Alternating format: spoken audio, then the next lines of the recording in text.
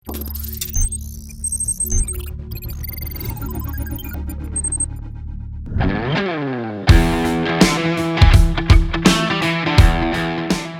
MG motor India देश में अपनी चौथी कार लॉन्च करने के लिए तैयार है, जिसका नाम है एस्टर। इसके बारे में बात करने के लिए हमारे साथ हैं गौरव गुप्ता, चीफ कमर्शियल ऑफिसर हैं एमजी मोटर इंडिया में। गौरव, ये बताइए, आमतौर पर हम देखते हैं कि कंपनीज पहले एक पेट्रोल डीजल गाड़ियों के इलेक्ट्रिक मॉडल लॉन्च करती हैं। यहाँ तो कुछ उल्टा हो गया। ZS EV काफ़ी टाइम से इंडिया में बिक रही है और अब आप इसका एक तरह से पेट्रोल वर्जन लेके आए हैं।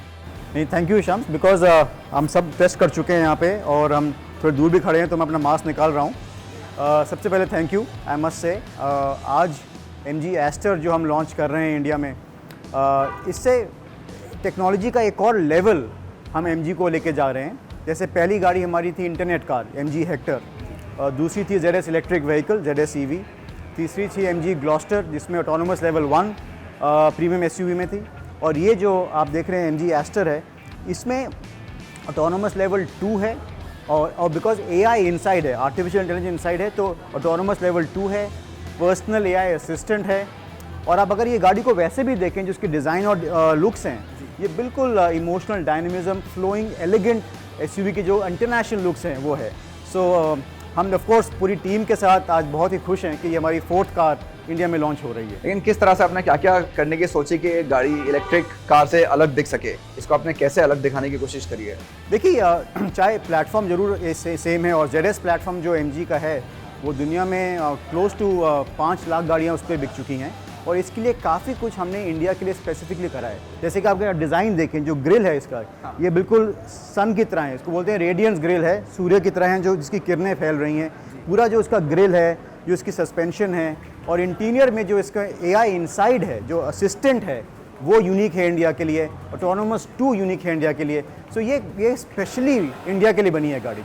तो भाई, कई तरह के फीचर्स हमने एस्टर में देखे, हमने गाड़ी की सवारी करी, काफ़ी टाइम बिताया, बहुत सारे फीचर्स आपने दिए हैं जो अभी तक हमने सेगमेंट में नहीं देखे थे। क्या सोच थी उसके पीछे? आप किस तरह से इन फीचर्स के जरिए बायर्स को अट्रैक्ट करना चाहते हैं कार की तरफ? देखिए, MG ऑटोटेक ब्रांड है और ये हमारा पर्पस रहा है हमेशा कि जो टेक्नोलॉजी और इनोवेशन है, इसको हमको इस पे कंटिन्यूसली काम करते रहना है। तो आप जो इस गाड़ी में देख रहे हैं, ऑटोनोमस लेवल 2 के 14 फीचर्स हैं, या पर्सनल AI असिस्टेंट है जो आपसे इंटरेक्शन कर सकता है, उसमें आपके विकिपीडिया के क्वेश्चन आंसर कर सकता है और गाड़ी के कुछ फीचर ऑब्जर्व कर सकता है। ये सारी टेक्नोलॉजी के फीचर्स हैं, ये कस्टमर के सपोर्ट के लिए हैं, उसको कन्वीनियंस देते हैं और उसकी सहायता करते हैं। सेफ्टी से बहुत सेफ्टी का जो प्लेटफॉर्म है, जो फाउंडेशन है MG का, ये ऑटोनोमस लेवल 2 उसको और सपोर्ट करता है। तो ये सारे फीचर्स सिर्फ मार्केटिंग के लिए नहीं है, ये एक्चुअली गाड़ी के लिए बने हैं, कस्टमर की सहायता के लिए बने हैं। और हमें विश्वास है कि जिस तरह से आजकल टेक्नोलॉजी को हम लोग अडेप्ट करते हैं, आप देखें कि कोविड के बाद अधिकतर लोग जूम में भी आने की बात कर चुके हैं, चाहे वो बुज़ुर्ग हों चाहे वो बच्चे हों। तो हमें लगता है कि इंडिया में टेक्नोलॉजी के जो अडेप्शन है और जो अडॉप्शन है वो काफ़ी तेज़ रफ्तार से हो रही है, और उस डायरेक्शन की तरफ करते हुए हमने इस पे ये टेक्नोलॉजी का पैकेज लाए। और अगर हम बायर का फीडबैक देखें, उसको आप कितना इनकॉर्पोरेट करते हैं अपनी गाड़ियों में? क्या कस्टमर्स की डिमांड रही है कि हमें एक ऐसी कार मिले इसमें इस तरह के फीचर्स दिए जाएं? क्योंकि अभी तक तो उनकी इस चीज़ की आदत भी नहीं थी कि ऐसे कुछ फीचर्स उन्हें मिल सकते हैं।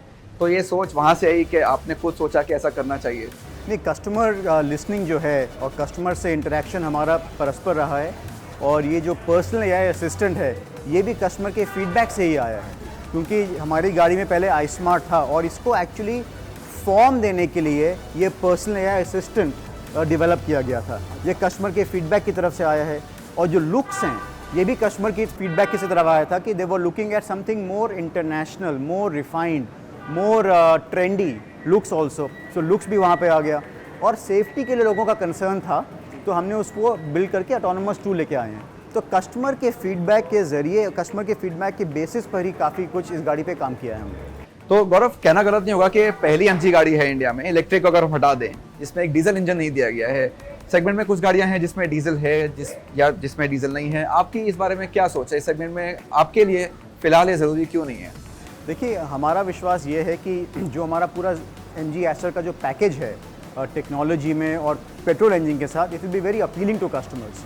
दूसरा, हम ये भी देख रहे हैं कि जो डीजल और पेट्रोल का जो ट्रेंड है वो चेंज हो रहा है, और पेट्रोल की जो अडॉप्शन है वो ज़्यादा बढ़ रही है।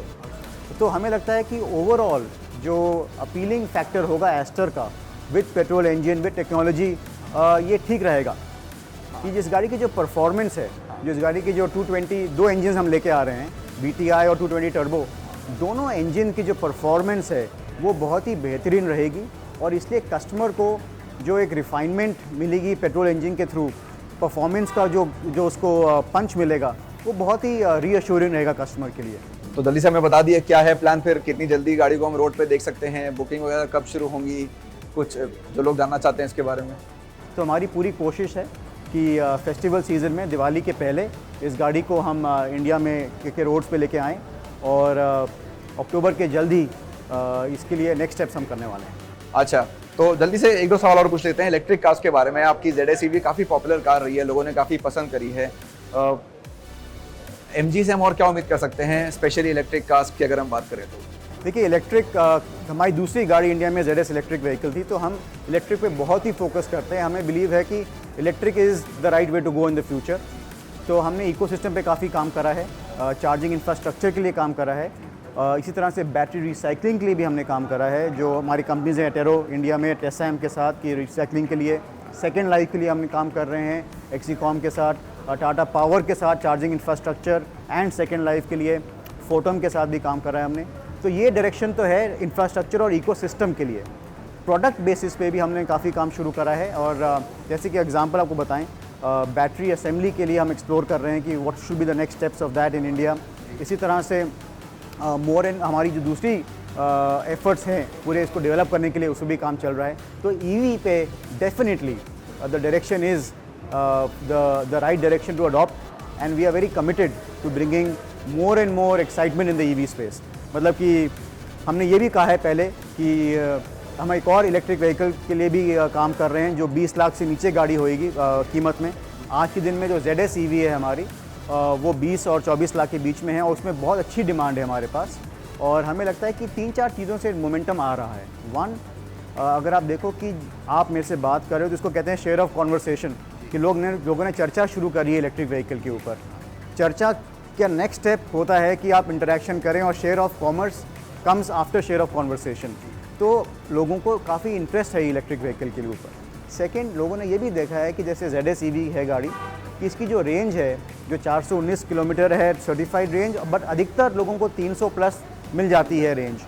तो रोज़मर्रा की ट्रैवल में आप कंफर्टेबल हो इस गाड़ी के लिए। और हाईवेज़ में आजकल चार्जिंग पॉइंट्स भी लग चुके हैं टॉपअप के लिए, तो लोगों को कॉन्फिडेंस आया है कि गाड़ी आपके लिए फ़िट है, चल सकती है। तो रेंज एंग्जाइटी कम हो गई है। तो हम एक और चीज़ देख रहे हैं, जो यूज़र हैं ऑलरेडी वो ही रेफरल कर रहे हैं अपने दोस्तों को, अपने फैमिली में, कि भैया आप भी EV लीजिए, हमने ली है EV। एक और चीज़ बहुत इंपॉर्टेंट है कि जो गवर्नमेंट का भी सपोर्ट है, जो स्टेट गवर्नमेंट्स ने RTO चार्जेस वेव करे हैं, वो बहुत मोमेंटम लेके आया है।